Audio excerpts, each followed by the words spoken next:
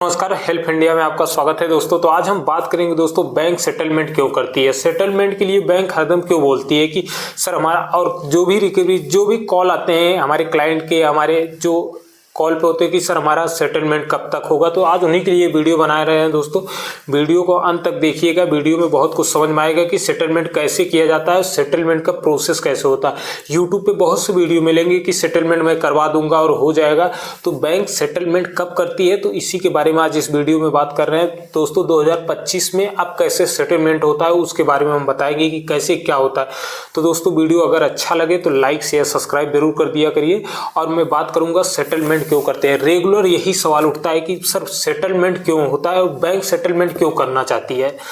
क्योंकि आज हम बात करेंगे बैंक सेटलमेंट क्यों करना चाहती है। देखिए, बैंक की एक प्रणाली होती है, बैंक अपने हिसाब से प्रक्रिया चलती है। जैसे आप लोन लेते हैं, लोन को डिफॉल्ट कर जाते हैं, आप लोन लेते हैं और लोन को डिफॉल्ट कर जाते हैं, आप EMI नहीं दे पाते हैं। जैसे आप 1 EMI 2 EMI 3 EMI 4 EMI देते हैं, नहीं दे पाते हैं, तो आपका खाता क्या करते हैं, NPA में डाल देते हैं। जैसे आप लोन लिए, 3-4 EMI दिए, उसके बाद आप EMI नहीं दिए, आप 1 EMI 2 EMI 3 EMI 4 EMI करके EMI आप नहीं देते हैं, तो क्या होता है, 90 दिन बाद खाता आपका NPA में कर देता है। NPA का मतलब होता है नॉन परफॉर्मिंग एसेट, जिससे आपके पैसे से लाभ नहीं हो रहा है बैंक को, इसलिए वो आपका खाता NPA में कर दिया है। तो दोस्तों NPA के पहले भी नोटिस आता है, ये नहीं कि NPA के बाद भी नोटिस आए।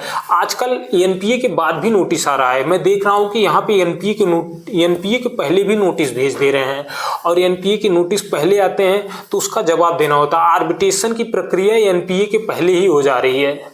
तो ये सब प्रक्रिया चल रही है। तो दोस्तों जैसे आपका क्या होता है, बैंक एक प्रक्रिया शुरू कर देती है। जब आप NPA डिफॉल्ट, जब अपना लोन डिफॉल्ट करते हैं NPA के बाद, वो एक प्रक्रिया शुरू कर देती है, कानूनी प्रक्रिया। आपको नोटिस भेजना शुरू कर देगी। क्या होगा, नोटिस भेजना शुरू कर देगी। तो नोटिस भेजेगी। नोटिस कौन सी होगी, जैसे डिमांड नोटिस हो गया, लीगल नोटिस हो गया, आर्बिट्रेशन का नोटिस हो गया, पेमेंट एंड सेटलमेंट 25 का नोटिस हो गया।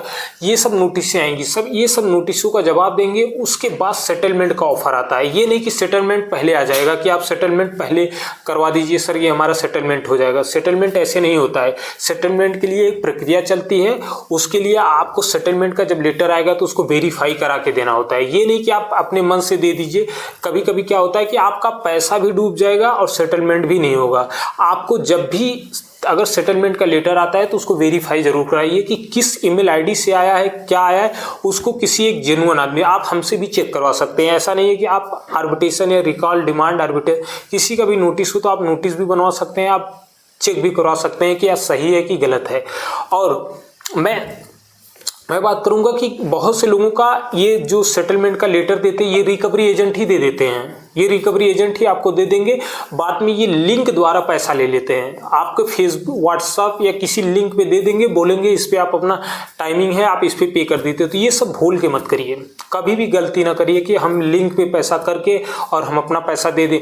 ये जान लीजिए, अगर आप लिंक पे देते हैं सेटलमेंट के लिए, आप पैसा जो आता है 20 से 25% सेटलमेंट के लिए, जो भी हो पैसा आप देते हैं, तो वो कभी सेटलमेंट नहीं होता है।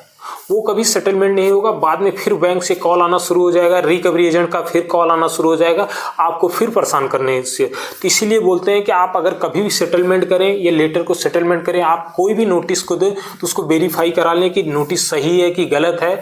अगर नोटिस सही रहेगी तो उसका नोटिस का जवाब देना बहुत जरूरी होता है। जैसे आर्बिट्रेशन का नोटिस तो आप छोड़िए नहीं, कि उसका जवाब देना जरूरी होता है। नहीं देंगे तो आपके नाम से अवार्ड पास। और डिमांड नोटिस होता है, मतलब धमकी दिया गया है, 7 दिन के अंदर आप पैसा जमा कर दीजिए, नहीं तो आपकी समझ। तो डिमांड नोटिस का भी नोटिस जवाब देना जरूरी होता है। रिकॉल नोटिस का मतलब होता है कि 15 दिन के अंदर आपको पैसा, आदमी के पास 1 दिन के लिए पैसा तो है नहीं, वो 15 दिन में कहां से पैसा लाके दे देगा। तो आप, और कभी भी आप सेटलमेंट के लिए अगर आप उत्सुक हैं, आप चाहते हैं कि हमारा सेटलमेंट हो जाए, तो आप कभी बैंक को आप अपने हिसाब से नहीं ऑफर करना है। जब बैंक ऑफर करे तभी सेटलमेंट करिए। नहीं तो अगर आप अपने हिसाब से बोले कि मैं कल जाके बैंक से बोल दूं कि मुझे सेटलमेंट करना है, तो हरदम पूरे अपने जितना अमाउंट लिए होंगे उतने पे ही सेटलमेंट करेगा। कभी आप जितना खींच सकते हैं खींचिए, उसके बाद जब बैंक ऑफर करेगी तो आपका 20 से 25% में सेटलमेंट हो जाएगा।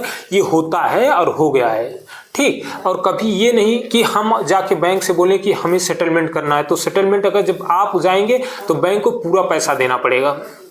और हाँ, कभी भी आपको वेरीफाई कराना है तो ये नोटिसों का वेरीफाई करा के दें। और सेटलमेंट पे अगर कभी लिंक पे पैसा, अगर कोई रिकवरी एजेंट बोलता है कि आप लिंक पे करके पे कर दीजिए, तो कभी ये भूल के मत करिए कि मैं सेटलमेंट के लेटर का जो पैसा होता है उसको आप लिंक पे कर दें। तो ये सब गलतियां ना करें। और आपको जैसे सहमति होती है, प्रस्ताव करता है, अगर आप कभी भी जैसे ये बैंक क्या होती है, एक प्रक्रिया शुरू कर देती है, प्रक्रिया शुरू कर देगी तो नोटिस देना शुरू कर देगी। तो ये रिकवरी एजेंट क्या होंगे कि धमकी देना शुरू कर देंगे, आपके घर आएंगे, आपके मान सम्मान को भी खराब करेंगे, आपके पड़ोसियों से बोलेंगे। या कभी कभी क्या होता है कि आपके अगर ऐप वगैरह से लिए हैं तो ये आपके फ़ोन में पूरा कॉपी कर लेंगे, जितने नंबर रखे होंगे आपको ये सब कॉपी करके इनके आपके आसपास पड़ोसी रिश्तेदारों को भी कॉल करना शुरू कर देते हैं। जब अगर ये कॉल करना शुरू कर दें तो आप इनके अगेंस्ट कंप्लेन कर सकते हैं। ये आरबीआई की गाइडलाइन होती है, आरबीआई के कर सकते हैं। अगर ये बहुत धमकी दे रहे हैं तो इनकी रिकॉर्डिंग करके आपके आसपास के जो थाने हो वहाँ पे भी कंप्लेन कर सकते हैं। और कभी भी अगर ये आपके पड़ोसी मान सम्मान के साथ अगर आपके खराब कर रहे हैं तो आप इनके अगेंस्ट साइबर क्राइम में भी कंप्लेन कर सकते हैं। ये आरबीआई की गाइडलाइन होती है। और शेयर मार्केट जैसे क्या होता है कि कुछ लोगों का लोन ले लेते हैं और उनका पैसा शेयर मार्केट वगैरह में जैसे डूब जाता है, कि ये किसी लिस्टेड कंपनी में लगा देते हैं तो मतलब डूब जाता है। तो पैसा वो क्या होते हैं कि बैंक को अब बताएंगे कि हमारा पैसा, ये सब बैंक नहीं सुनेगी। आपको बैंक इसलिए पैसा नहीं दिए कि आप शेयर मार्केट में पैसा डुबाएं, शेयर मार्केट में पैसा डुबाएं, जुए में खेल के पैसा डुबा दें, ये सब के लिए नहीं दिए है। हाँ, आप जेन्युइन ये सब बैंक को बताएंगे तो बैंक ये सब सुनने वाली नहीं है। ये सब आप बैंक इसलिए पैसा नहीं दिए कि आप शेयर मार्केट में पैसा लगा के छोड़ दें या फिर आप किसी जुए में खेल दिए, तो ये सब इस सब में तो आपके लिए कोई सुना नहीं जाएगा। और हाँ, अगर पैसा और लोन लिए हैं, ये सोच रहे हैं कि मैं कोई निगेटिव थॉट सोच रहा हूँ कि हाँ मैं गलत कदम उठा लूँगा, तो ये सब गलत है। और रिकवरी एजेंट से आप बिल्कुल ना डरें। ये सब होते हैं धमकी देने, डरवाने। और इनके पास अगर कभी भी अगर आपके घर पे आते हैं या कहीं, तो होम विजिट लेटर होना चाहिए, डीआरए का लाइसेंस होना चाहिए। और ये सब आरबीआई की गाइडलाइन होते हैं। अगर डीआरए का लाइसेंस उसी को मिलता है जिसके पास 50 घंटे 100 घंटे की ट्रेनिंग होती है, आरबीआई की होती है, उनके पास उन्हीं को मिलता है, सबको नहीं मिलता है। आई कार्ड होना चाहिए, होम विजिट लेटर होना चाहिए, होगा तभी आप उनसे बात करिए। अगर नहीं है तो उनसे बात करने की ज़रूरत नहीं है। और हाँ, अगर ये कभी भी आपके आते हैं तो आपको उनको कॉल करना पड़ेगा। और इनकी टाइमिंग होती है 9 से शाम को 7 बजे तक, उसके बाद नहीं। उसके बीच में कॉल करेंगे, उनके बीच में जो भी उनको मिलना रहेगा वो उसी के बीच में मिल सकते हैं।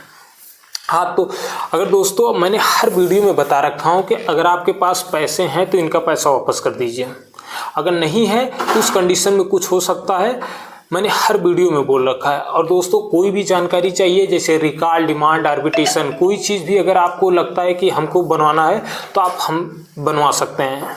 जैसे रिकॉल, डिमांड, आर्बिट्रेशन, ये पेमेंट एंड सेटलमेंट 25, कोई भी नोटिस हो आप चेक करवा सकते हैं। और कोई भी जैसे सेटलमेंट का लेटर आते हैं तो उसको आप वेरीफाई करवा सकते हैं। और कोई कोर्ट की नोटिस आती है तो उसको हल्के में मत लीजिए, आप उसका जवाब दीजिए, नहीं तो आपको हो सकता है आपको उसके अगेंस्ट ज़्यादा दिक्कत हो। तो ये कोर्ट वगैरह का नोटिस को हल्के में मत लीजिए, और आर्बिट्रेशन को भी नोटिस में हल्के में मत लीजिए। ये सब आते हैं तो आप इनका नोटिस का जवाब बनवा के दीजिए। और हाँ, कोई जैसे जब एनपीए हो जाता है तो उसके बाद एक बैंक और सेटलमेंट जो बोलते हैं, कुछ लोग कॉल करते हैं कि सर हमारा सेटलमेंट करवा दीजिए। सेटलमेंट हमारे बस में थोड़ी है। सेटलमेंट हम क्या कर सकते हैं, हम एक प्रक्रिया कर सकते हैं, गाइड्स कर सकते हैं। हाँ कि सेटलमेंट ऐसे होता है, ये नहीं कि तुरंत सेटलमेंट नहीं होता है। कभी आप ये भूल के मत करिए कि मैं सेटलमेंट तुरंत हो जाएगा। उसके लिए बैंक एक प्रक्रिया करती है। जब बैंक को लगता है कि हाँ ये बंदा पैसा नहीं दे पाएगा, ये एकदम मतलब निठल है, तब वो सेटलमेंट का ऑफर करती है। और बैंक इतने आसानी से पैसे को नहीं छोड़ देती है, वो एक प्रक्रिया चलती है। प्रक्रिया होने के बाद अगर जब नहीं हो पाता है तो बैंक ऑफर करना लगती है। ऑफर करेगी 20 से 25% जो भी होगा उसमें सेटलमेंट होता है, 25 से 30% में सेटलमेंट होता है। तो ये होता है, हो गया है, मैंने देखा है और हो जाएगा, कोई दिक्कत नहीं है। तो दोस्तों अगर कोई भी जानकारी चाहिए तो आप हमारे कमेंट में कमेंट कर सकते हैं। और कोई नोटिस का जवाब बनवाना, रिकॉल, डिमांड, आर्बिट्रेशन, पेमेंट 25 का, सरफेसिया 13/6/13/2 का कोई भी नोटिस हो तो आप चेक करवा सकते हैं, उसको बनवा भी सकते हैं, उसका जवाब बनवा सकते हैं। और दोस्तों अगर वीडियो अच्छा लगे तो लाइक, शेयर, सब्सक्राइब जरूर कर दिया करिए दोस्तों। और मैं अपनी बातों को यहीं पर समाप्त करूँगा। जय हिंद, जय भारत। और 2025 के लिए हैप्पी न्यू ईयर।